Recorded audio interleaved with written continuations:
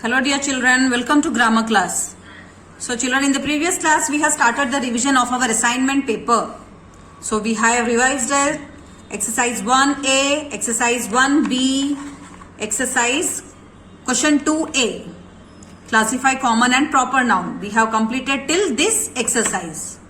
So let us continue with the next exercise here. Fill in the blanks with by using a and the. A and the use करते हुए आपको fill-ups को complete करना है. So for this you have to revise the concept of articles. Where to use a, where to use and the. A is always used with vowels. Okay, vowels क्या होते हैं? B, C, D, G, H, J, K, L, M, N. These remaining all letters are called consonants. And vowels A, E, I, O, U. These 5 letters are called as vowels and vowels are used with a and. ये तो आपने already हमने first में भी पढ़ा था. But the new thing you have to learn here, a and हम कई बार वॉवल्स होते हुए भी उनके साथ यूज नहीं करते हैं. For example honest, HONEST, honest.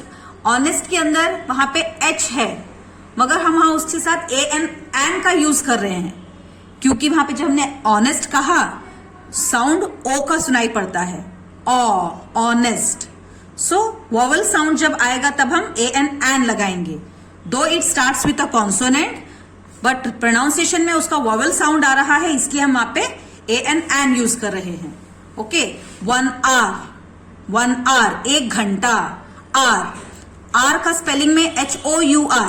H consonant है मगर फिर भी हम एन आर कहते हैं क्योंकि जब हमने आर प्रोनाउंस किया अ साउंड आएगा इसलिए वॉवल साउंड होने पर हम ए एन यूज करेंगे. These things you have to keep in mind. Okay children, the कहां यूज होता है? We use the with the unique things. The earth, the sun, the moon. Okay, with the names of rivers, mountains, newspaper name, musical instruments, important monuments. कुछ प्रसिद्ध बहुत पुराने monuments होते हैं जैसे हमारे किले हैं, मंदिरें हैं, उनके नामों के साथ. With the names of oceans, महासागरों के नामों के साथ भी हम द का. With the important books, the Ramayana, Mahabharata, Gita. With the names of important books also we use the. So these things you have to keep in mind and you can refer your textbook. Okay, articles वाला chapter आप वापस एक बार revise करिए so that you will be clear with the concept. Now let us start doing the exercise here. Mohan is dash intelligent boy. Mohan is dash intelligent boy. He reads dash Hindustan Times every day. So Mohan एक intelligent लड़का है. So intelligent का I is a vowel.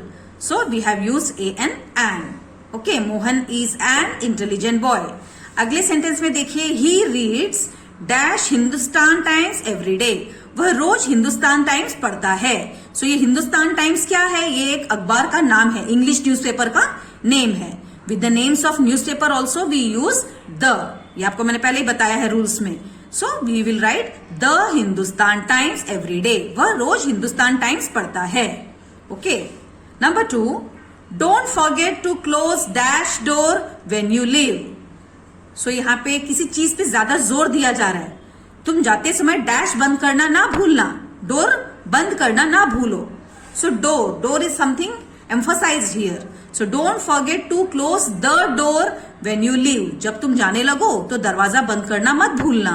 Okay, don't forget, मत भूलना. So the door will write. Dash elephant is large. So E vowel. So that's why we have written a and an elephant is large. Dash earth revolves around dash sun. So earth sun के चक्कर लगाता है. Earth is a unique thing. Sun is also unique thing. Earth और sun जैसे दूसरे चीजें नहीं हैं. ओके, ये हमारे लिए एक ही बड़े अनमोल प्लैनेट है जहां पे लाइफ है, अर्थ. और सन एक ऐसा स्टार, बिग स्टार है जो हमें रोशनी देता है. So these two are very unique. So we write the earth and the sun. Number 5, my mother gave me a ball. मेरी मम्मी मुझे बॉल दी. Dash ball is red. So मेरी मम्मी ने मुझे बॉल दिया. बॉल रेड कलर का है. अगले सेंटेंस में वापस हमने बॉल के बारे में ही कुछ बात की है. इस वजह से जब second part of the sentence में हम उसी के बारे में जब फिर से बात करते हैं तब हम उसके साथ द का उपयोग करते हैं। पहले सेंटेंस का मतलब क्या था? माई mother gave me a ball, मेरी मम्मी ने मुझे बॉल दिया, मेरी बॉल रेड कलर की है। सो वापस हमने बॉल के बारे में ही यहाँ पे कुछ डिस्क्राइब किया है। So the ball is red in colour. Okay children, आप समझेंगे यहाँ पे तो कॉन्सोनेंट है बी, तो टीचर ने ए क्यों नहीं लिया? नहीं, मगर जब हम सेंटेंस में दूसरे भाग में हम उसी के बारे में जब बात करते हैं तब वहां पे द का उपयोग होता है। It is raining, I need dash umbrella. So बारिश हो रही है, मुझे अम्ब्रेला चाहिए। सो अम्ब्रेला का U is a vowel, so N.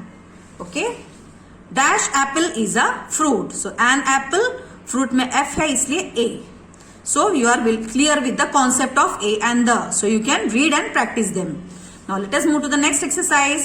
Find the naming word and describing word in these sentences. So this exercise belong to the chapter adjectives.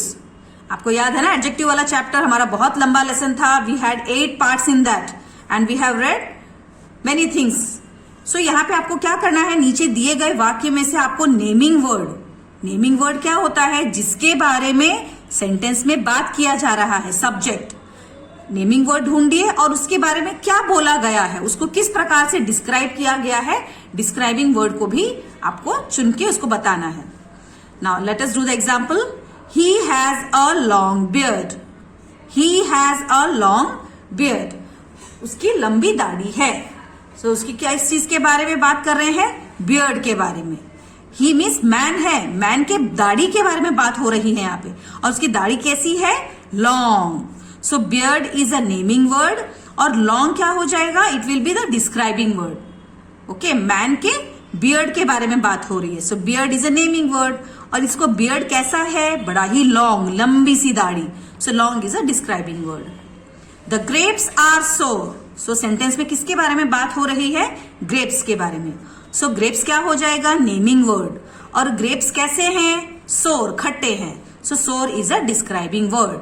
आपको पहले चुन के लिखना है, फिर उसका नेमिंग वर्ड या डिस्क्राइबिंग वर्ड देना है। जिस प्रकार आपको यह एग्जाम्पल में बताए गए हैं, सेम इसी तरह आपको एग्जाम में भी लिखने हैं। The cow is a useful animal. Cow एक बहुत ही उपयोगी पशु है। सो काउ हमें हर तरह से यूज होता है। काउ हमें फार्म में भी हेल्प करता है, उसके दूध से, उसके काउ डंग से, सारी चीजों से हम लाभ उठा सकते हैं। So cow is a useful animal.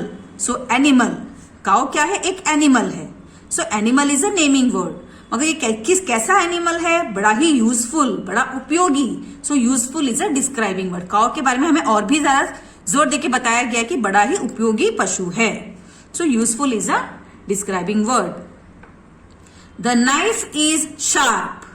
किसके बारे में बात हो रही है वाक्य के अंदर? एक चाकू के बारे में। सो वो नाइफ कैसी है? बड़ी ही शार्प, बहुत धार वाली। So knife is a naming word and sharp is a describing word. Next, number 5. So you can see here, knife is a naming word and sharp is a describing word. Okay. Number 5. We are happy hearing the news. We are happy hearing the news. हमें खबर सुनकर खुशी हुई। Okay. क्या सुनकर खुशी हुई? News. Okay. News क्या हो जाएगा? Naming word. ओके, खबर। और खबर सुनकर हमने कैसा फील किया? We feel happy. So happy is an adjective. Okay children, it is a describing word. Number 6, Aladdin had a wonderful lamp. Aladdin के पास एक चमत्कारी दीप थी। Okay, wonderful lamp. So lamp is a naming word, और वो lamp कैसी थी? बड़ी वंडरफुल, चमत्कारी। So describing word. Gandhi ji was a great man. Gandhi ji एक महान इंसान थे। ओके, महान आदमी थे। So man is a naming word and great is a describing word, बड़े ही महान आदमी। This is an easy sum. यह बहुत आसान सम है।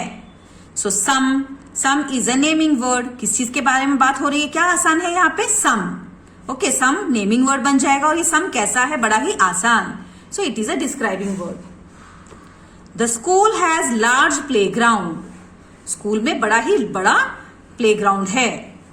ओके, मैदान, बड़ा मैदान है। सो किसके बारे में बात हो रही है? स्कूल के मैदान के बारे में। सो मैदान क्या हो जाएगा? Naming word. और मैदान कैसा है? Large. So large is called describing word. She has a sweet voice. उसकी बहुत मधुर आवाज है. So उसके किस चीज के बारे में बात कर रहे हैं? गर्ल के वॉइस के बारे में. So voice is a naming word. और वॉइस कैसी है? बहुत स्वीट है, बहुत सुरीली. So sweet is called describing word. Okay children. Now next exercise again. Pick out the adjective in the following sentences and mention its kind. So children, here many are there. There are 14 bits. So I will explain you only 7. Now आपको पहले तो दिए गए वाक्य में से adjective ढूंढना है. फिर वो एडजेक्टिव क्या है? एडजेक्टिव ऑफ क्वालिटी है, एडजेक्टिव ऑफ नंबर है, डेमोन्स्ट्रेटिव एडजेक्टिव है या एडजेक्टिव ऑफ क्वांटिटी है, ये आपको बताना है. There is little sugar in the tin. So tin में थोड़ा सा चीनी है, ऐसा यहां बता रहे हैं. So what is the adjective here? Little, थोड़ा. सो उसकी चीनी की मात्रा बता रहे हैं कि बॉटल में थोड़ी सी चीनी है. So little is called adjective of quantity. Okay. Those buffaloes give rich milk. So those buffaloes, those भी एक एडजेक्टिव है. कुछ बफेलोज को दिखाते हुए उनके बारे में बोला जा रहा है. वह बफेलोज बहुत अच्छा दूध देती हैं. सो दोज किसी चीज को दिखाते हुए हम जब उसके बारे में दिस, दैट, दीज, दोज ऐसे शब्द जब यूज करते हैं, they are called demonstrative adjective. Okay. So those एक एडजेक्टिव हो गया. और वो कैसा दूध देती हैं? रिच, बड़ा ही अच्छा दूध, अच्छे क्वालिटी का गाढ़ा दूध. So rich is also adjective. अब बताइए दोज कौन सा एडजेक्टिव है यहाँ पे? तो THOSE दोज कौन सा एडजेक्टिव है? Demonstrative. DEMONSTRATIVE demonstrative adjective. ADJECTIVE adjective. Okay children. और रिच, रिच क्या कहलाएगा? दूध की क्वालिटी बता रहा है. दूध कैसा है? बहुत अच्छा, गाढ़ा. सो एडजेक्टिव ऑफ क्वालिटी कहलाएगा. Okay. The poor woman has many children. उस गरीब औरत के बहुत सारे बच्चे थे. सो वुमन कैसी है? पुअर, बड़ी गरीब है. So poor is adjective. And many children, उसके बहुत सारे बच्चे थे. So many is also adjective. अब पुअर हमें वुमन के बारे, किस चीज के बारे में बताता है? उसकी क्वालिटी, कि वुमन कैसी है? पुअर है. तो एडजेक्टिव ऑफ क्वालिटी. बहुत सारे बच्चों को तो हम गिन सकते हैं. So it is adjective of number. Okay. हमें एग्जैक्ट 1, 2, 3, 4 नंबर ना देते हुए बहुत सारे बच्चे थे ऐसा बोला गया है. So this is adjective of number. Number 4. Look at this picture. इस पिक्चर को देखो. मीन्स वहां पे पिक्चर रखी हुई है, उसको दिखाते हुए बोल रहे हैं इस पिक्चर को देखो. सो दिस क्या है? Demonstrative adjective. There are 4 lamps in front of that can. So उस कैन के सामने 4 लैम्प्स हैं, ऐसा सेंटेंस का मतलब है. So there are 4 lamps, 4 number. Okay. And in front of that can. So उस कैन के सामने, किसी कैन को दूर रखे हुए कैन को दिखाते हुए बोल रहे हैं उस कैन के पास 4 लैम्प्स है. Okay. So 4 is adjective of number and that is called demonstrative adjective. Number 6. There is enough food for 10 men. ऐसा कहा गया है 10 लोगों के खाने लायक खाना है. सो 10 नंबर देखते ही हम समझ सकते हैं 10 मतलब adjective of number. And enough food, कितना खाना? जो 10 लोगों के लिए इनफ हो जाएगा, जिनसे उनका पेट भर जाएगा. कम भी नहीं है और उससे ज्यादा भी नहीं है, इनफ फूड है. सो इनफ हमें क्या बताता है? खाने की मात्रा, जिनसे 10 लोगों का पेट भर जाएगा.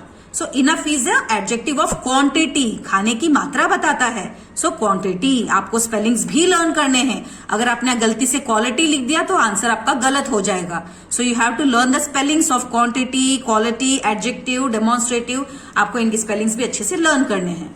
और 10 क्या है? Adjective of number. Again next. The poor woman gets little food. उस गरीब औरत को थोड़ा सा खाना मिला. सो पुअर क्या है? वुमन की क्वालिटी बताता है कि वुमन कैसी है? गरीब है. सो एडजेक्टिव ऑफ क्वालिटी. एंड उसको कितना खाना मिला? थोड़ा सा. सो कितनी मात्रा में?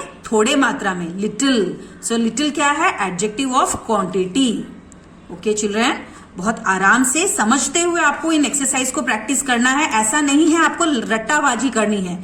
You should not by heart it. आपको कॉन्सेप्ट समझते हुए एक्सरसाइजेस को सॉल्व करने की कोशिश करनी है, और जरूरी नहीं है जो हमें ग्रामर के टेक्स्ट बुक में दिए गए हैं वही सेंटेंसेस आप लर्न करें। आप अपने ओन से भी कई प्रकार के मम्मी या पापा को बोलिए सेंटेंस बना के दे, आप उसमें से फिर एडजेक्टिव को ढूंढिए और उसमें कौन सा एडजेक्टिव है, adjective of number, quality, quantity, demonstrative, आपको फाइंड आउट करना है। So grammar is not a subject to learn by heart, you have to understand the concept. Okay, so this is enough for today. In the next class, we are going to continue with the remaining exercise. So take care, bye-bye and practice well.